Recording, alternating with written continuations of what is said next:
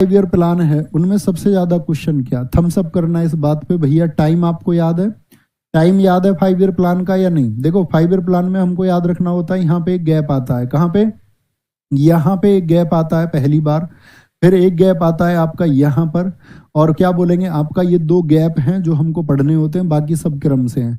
एक ये आता है 74 से 78 होगी बच्चे, ये 78 होगी, ठीक है, और यहाँ 78 से 80 का एक गैप आएगा, एक यहाँ से गैप आएगा। तो ये 3 गैप हैं, बाकी इन सब के क्या हैं, ये सब लक्ष्य हैं। तो इसको एक बार आज पढ़ के देखना।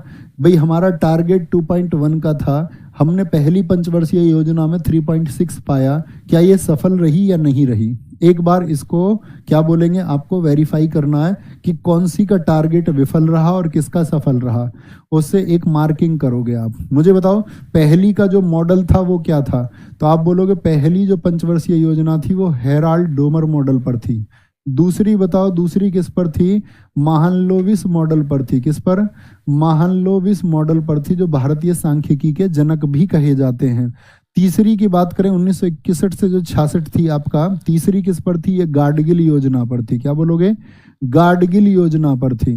जो चौथी पंचवर्षीय योजना है वो आपका चौथी किस पर थी, अशोक रुद्रा मॉडल पर थी। क्या बोलोगे, अशोक रुद्रा मॉडल पर थी चौथी।